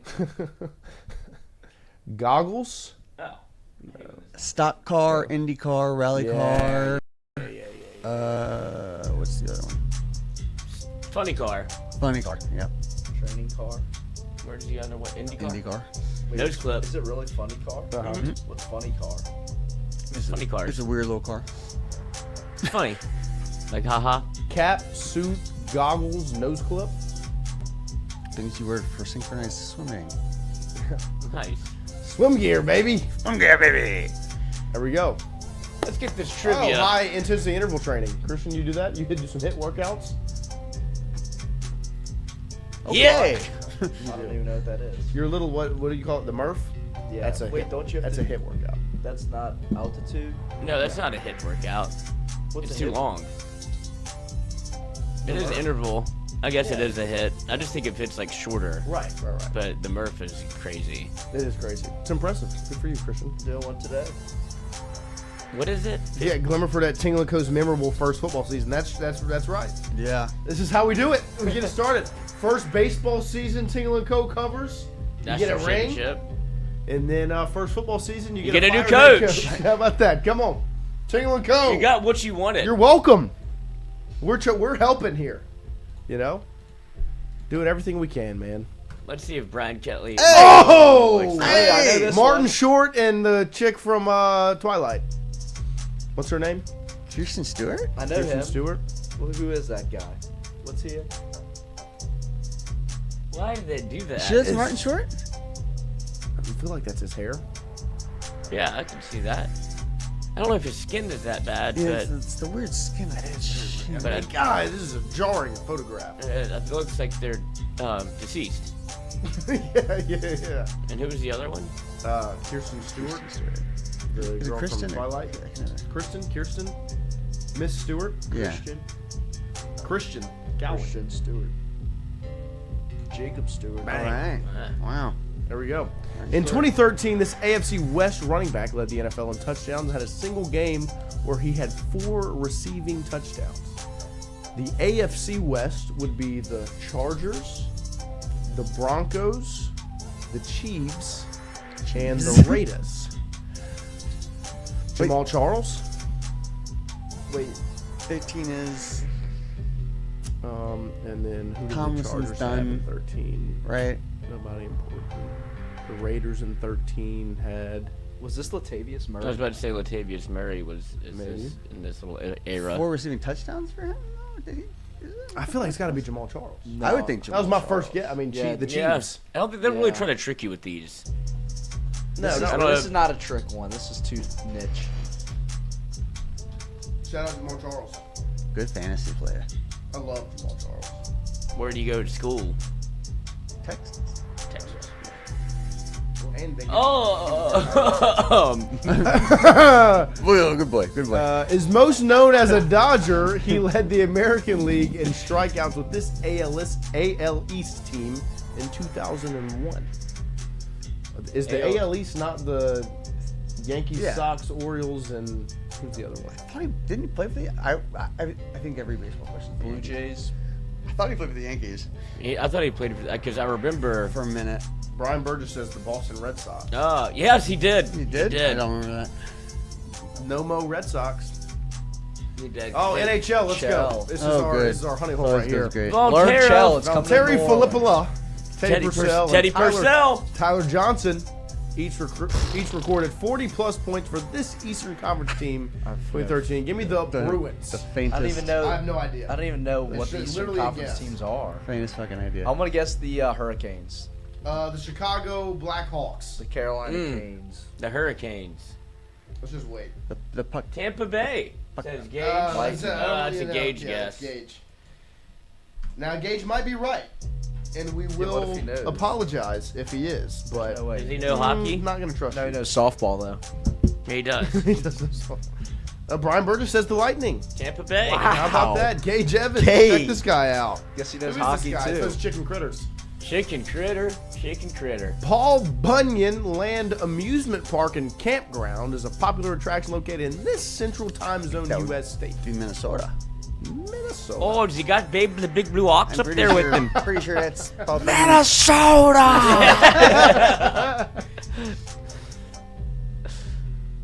He wears his big plaid jacket. Run around, rolls his sleeves up. doing hard work. Hard work. Loves to do hard work. Who do you think would win a fight, Paul Bunyan or Davy Crockett? No, who was the one that worked on the train that his Oh, heart exploded? Oh, the one that had like a John Henry. John Henry. Or one Paul that had like a Bunyan. railroad go through his face. No, he worked so hard. Yeah, he was working so hard his heart exploded. It's a tall tale. Paul Bunyan, because he didn't have a congenital heart issue. Well, bicycle. Fat Tire. Who did wins in a fight, Babe the Big Blue Ox, or Clifford the Big Red Dog? Clifford. What if they had a kid? Oh, gross. Why would you do that? Fat Tire is the answer to this one. According to the chat. Gage Evans, 2 for 2. I knew that answer. LFG, he says. David Chase is probably known for being the creator and showrunner of this iconic The Sopranos. show that debuted in 1999. The Sopranos, shout out. Nice. After receiving a Best Actor Oscar nomination for The Wrestler, this I know actor this. played villain Ivan Vanko, aka Who's that? Whiplash, in Iron Man 2. Mickey Rourke. Yeah. God, the Iron Man's. I'll throw him one anytime. Yep. That's the one that has Scarlett Johansson in it. Oh, I love it when you BS. do it like that. Uh-huh. And when you're close up, give me the... Give me the... What is it? Shape of You? Is it? Well, I mean, Give I'm me the trying to shape think of it's you. accurate. I don't know. Give me the cream. Milkman by Ed Sheeran. Give me the sugar. Give me the tax returns. Give me Give me the... Prenup. milk. Give me the... Oh. Give me the squeeze. Give me the... 9,000. Oh my God. Give me the Eiffel Tower. Yes. Give me the cocaine for the Eiffel Tower. Give me the, what would it be? I love it when you do it like that. And when you're I close mean, I up. recognize the song. I love it when you do it like that. Give me the head Bubba. Give me the shivers. Give me the shivers. What if it was... Give me the shivers. Give me the shivers. Bang! Bang! Bang! Bang! Bah! Oh, goodness. What if it was gracious. give me the shingles? Oh, CAS. Oh, good song. Yeah. Shout out. No, shingles. Shingles on These your are roof. bad. Yeah. Shingles on your roof. You can get shingles on the roof. You can. CAS Ruben 225-910-0619. Had to go Give to me a the house. Kiffin. Give me the There kiff. you go. There you go. Should we? Give me the lane Should we train. do a yackle? Should we do a? It is 8:50. It is 8. We got 10 minutes. The show does go till 9. What should we fill this last 10 minutes with? One of the other games.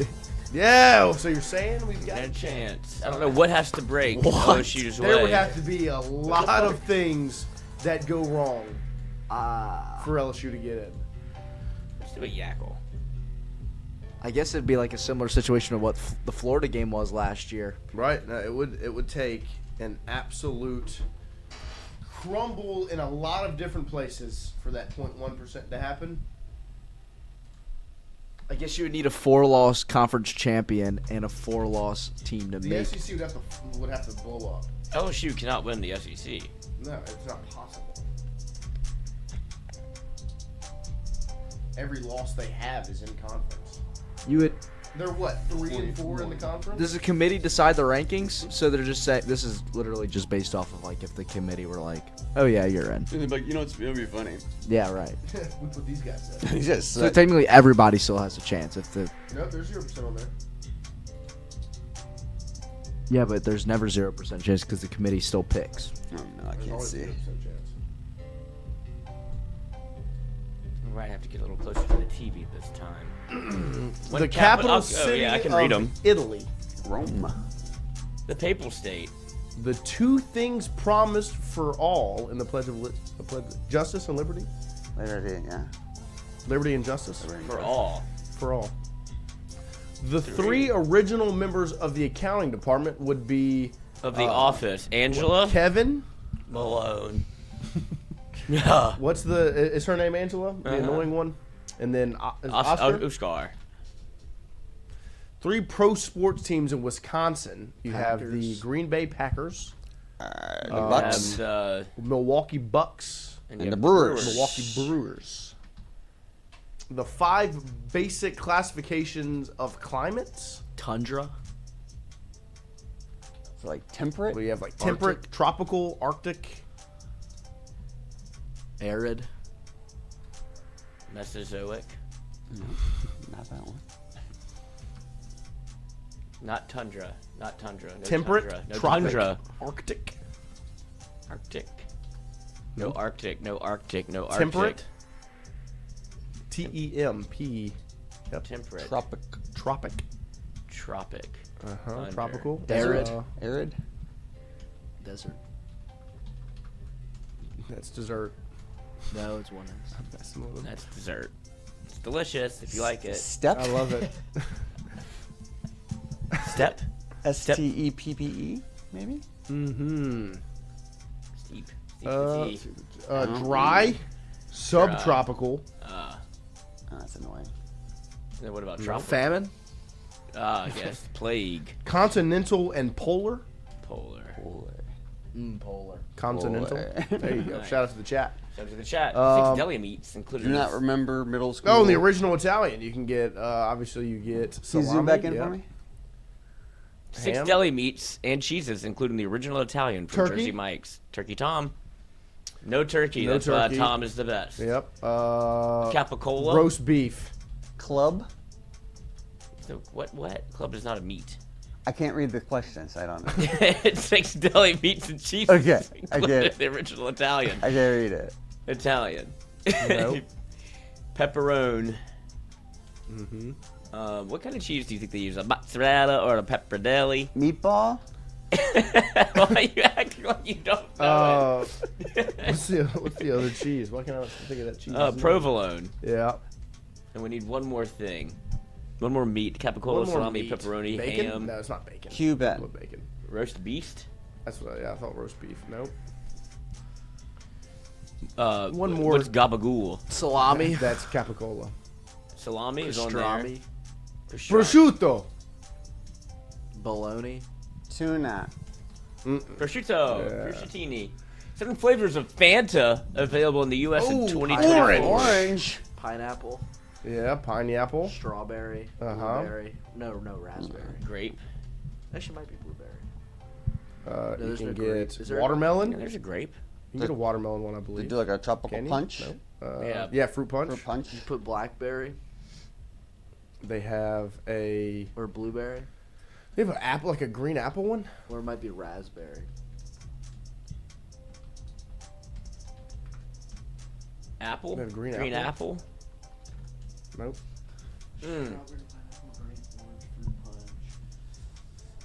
There is a blue There is a blue There's one. definitely a blue one.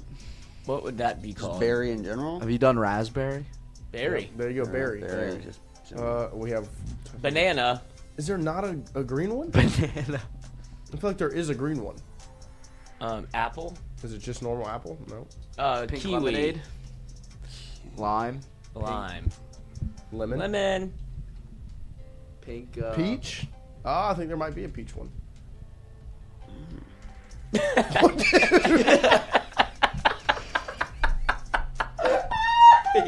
I don't know. Pink. Just give me pink. Wild cherry. Oh, that sounds delicious. Foreman. Pink cowboy. What is it? Tiny pink cowboy. Pretty. What is it that we were singing? Pink Pony Club. tiny pink cowboy. Tiny pink cowboy. A Foreman grill. Unreal. No, I think that's a company. Is that actually a type? I don't know. Smoker. Yeah, you can get a Smoker. Smoker. I already know her. Traeger. A Traeger. I don't know. What does this mean? I don't know. I don't know what they want from me. Diffuser. Chef 22504. I swear Lloyd makes me cry laughing every show. Mesozoic is still effing me up. What is? God, it is really hot in here. I know. I'm just wanted to go home. What are the types of outdoor grills, guys? I don't know. Fuck. Charcoal. Yeah, Charcoal. charcoal. There you go. Charcoal. Yes. Charcoal grill. Wood. Charcoal grill. right, and yeah. gas Wood grill. chips. We don't know if this is right yet. Gas. Gas chips. Charcoal, Oil. yeah. Propane. Propane. Fuel. Charcoal. Propane. Wood chips. Yeah. Magnifying glass. Propane and charcoal about all you got. Yeah, Gas. I didn't know there were more, man. No, Gas, there's wood fired. propane. Wood fired. Brick, stone, like, you know, Shit fire. like those. A Gas, Blackstone. propane, charcoal. Flat top. Smoke them. Flat top. Yes. Griddle.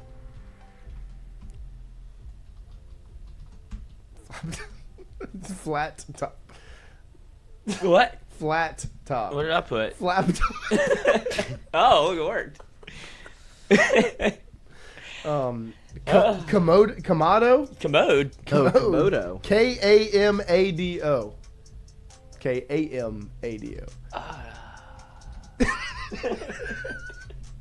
Hybrid. Electric, hybrid. Electric. Yeah. This is a weird category. A portable. A porta Battery. john. Oh. Porta grill. Really? What about permanent grill then? Yeah. Wheels. Offset. Offset. Tate. Gassy. R.I.P. Oh. Records are records. Got baggers with baggers. They're running around. Tate. Go. I take it right from you. My dog. bag and Woof. fumble it. She get the cash, Beat the flip it and walls tumble loose. it. Straight up for lot, 300 cash. Ain't cocaine with a blunt it. Your mama thought, and she got ass, and she gonna fuck up a bag There you go. in the spot. Tony Tony Gonzalez. Antonio Gates. Jimmy Graham. Travis Kelce. Rob Gronkowski. Who was the? He had the son. Kelsey. Kellen Winslow. Yes. Oh, we already got Kelsey. Who else was a really good tight end? Dallas Clark? Dallas Clark, maybe. The Cowboy guy? Jason Witten. Witten? No, we got that We one. have Witten on No, there. I can't read it. You know what we're doing though. Dallas Clark. I was going to see what names are out there. What about Ditka? What about Butkus. What about Unk? What Unk? Oh, Sharp. That's my Michelle. Unk. Heard you breathing all hard over there. Now hang it up now. Ben Watson. Yeah, Benjamin Watson, legend. Doesn't know how to pull out. Jeremy Shockey. Imagine. God, that would be sick. Who else is out there running around, playing tight end? Jared Cook. Is that what you said? That's a crazy quote. Ori. Jared Cook just put it. Pellet. Cut that. Clip that. Don't clip it. Clip I hope that. I didn't get Clip caught that. on the mic. Clip the that. world. Jack Mashburn. Chat says Jawan Johnson. The Firm. What's this question? 12 movies featuring Tom Cruise and Alex Siegel with box office over 100 million. Tropic Jerry Thunder. Maguire. Tropic Thunder. Tropic Thunder. Nice. Hell yes. I love that movie. Deserves that. Pellet. Pellet is the last grill. Pellet. I got it. What? Ditka's not on here. I know. Mummy? Wasn't he in the Mummy? Or was there a second one? That is Brendan Fraser. Born on the 4th of July.